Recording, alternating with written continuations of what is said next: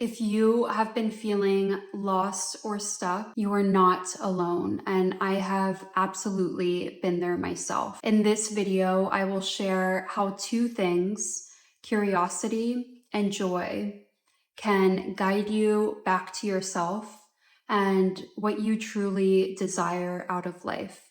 I will share some signs that you might be disconnected from curiosity and or joy, and a couple practices to help you reconnect with this part of you that feels so divine and magical once unlocked. Hey there, my name is Julia. I am a certified Dharma life coach, and I help people trust themselves more and feel more grounded and empowered as they create lives that feel more meaningful to them. And this is part 6 of my 6-part relationship with self series. Welcome back if you are returning, and welcome if this is your first time. Maybe you're wondering, what the heck does Julia mean when speaking about using curiosity and joy as guides? Well, let's start with joy. What do you think of when you hear joy? Joy shows us what feels alive to us in the present moment. It's that spark within us that is telling us, hey, this matters to me. This nourishes me. Curiosity points us to what could be next. It points us in the general direction, even though we have no idea where it will lead. I trust that we have all felt that inner tug of curiosity at one point. One of the practices I have later will help you better identify what those curiosities are for you. And with curiosity and joy combined, they will help align you to what you're meant to give your energy to in this lifetime. The truth is that most of us are taught to prioritize safety, productivity, or whatever looks good on paper. And because of that, curiosity and joy can feel impractical or overly self-indulgent. I have personally had to unlearn the beliefs that curiosity is a distraction and that joy can only happen once you have worked incredibly hard. Maybe you can relate. Or if you spent much of your life in survival mode or never felt you had permission to play or explore, then joy and curiosity would understandably feel out of reach. Something that I've come to realize and has been so empowering to actually embody is that dreams and desires are not given to us or implanted. They don't come to our minds at random. They are given to us for a specific reason. You can see curiosity and joy as little breadcrumbs to get you to those dreams and desires. And I have seen this in my own life, which I'm going to tell a hopefully brief story and reference my notes to keep myself on track. So last year I started writing. The intention was just to write just for me. Not to publish, not to share anyone, not for productivity. It was my first time in my adult life actually setting aside time for a creative activity solely for myself and self-expression. And it felt truly joyful and inspiring, and that joy eventually sparked the idea of starting a blog. Then life got busy between a move and some travels, and I stopped writing.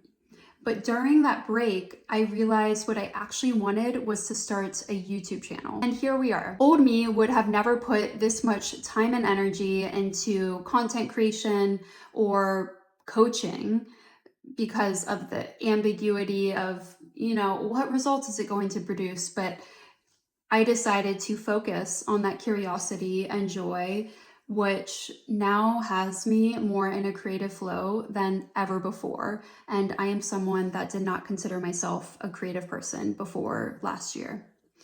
I am getting more ideas to serve others than I can keep up with.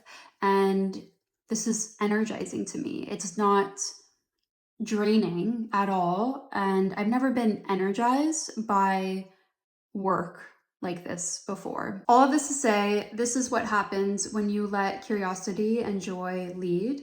They create momentum and possibility that you could not have mapped out ahead of time.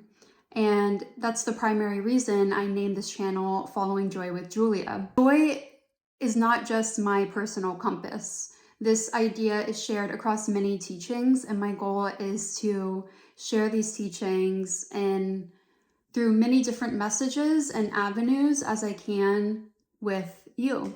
Now, you might be disconnected from curiosity and or joy if, for example, you dismiss curiosities just for the reason that you don't know enough, which doesn't make sense once you say it out loud, or you feel guilty doing things just for yourself, or you disregard fun or play in favor of being productive. Or maybe you have forgotten what brings you joy or feel silly for even wanting more.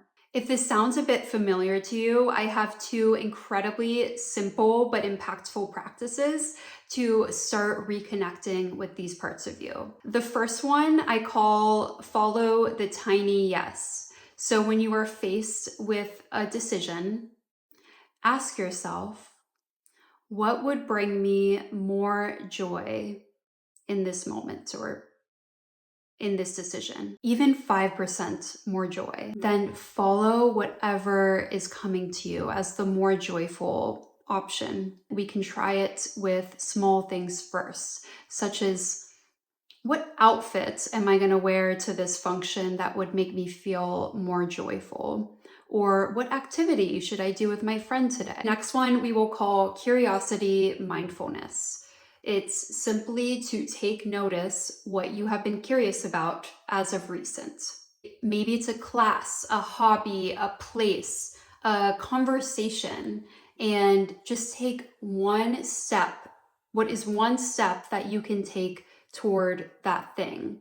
Remember that with curiosity, we don't need and will very likely not have the whole thing mapped out for us, and that's okay. That's what makes life exciting, is that we don't know everything that's going to happen. Curiosity just asks the next step. If you're having trouble thinking of things when you ask yourself, well, what have I been curious about lately? Then I recommend getting out the Notes app on your phone, and over the next couple of weeks, when something pops into your mind, it could be while you're watching a TV show, while you're in class, while you're at work, while you're on a walk, something pops into your mind that you don't know much about, but you feel that inner tug, then write that down.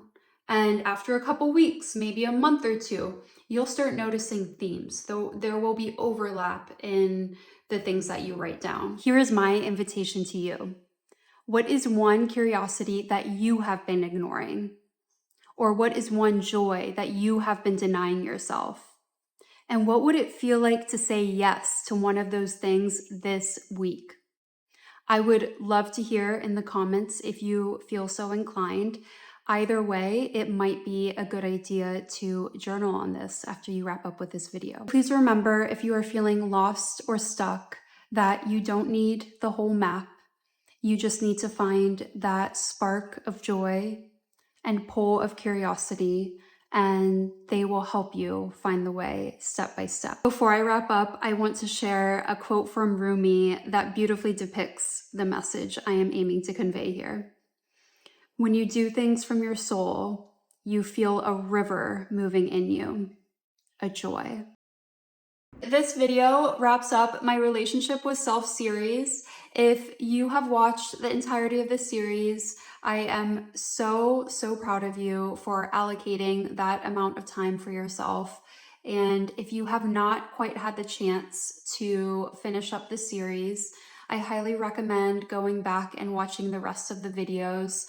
I have linked the playlist in the description below. As I was creating this series, so many more content ideas came to me, and I am ecstatic to share. So if you are interested in topics such as finding more meaning in life, or inner child healing, the nervous system's impact on self-love, and similar, then I highly recommend you subscribe, and I would love to have you along to keep exploring these topics together.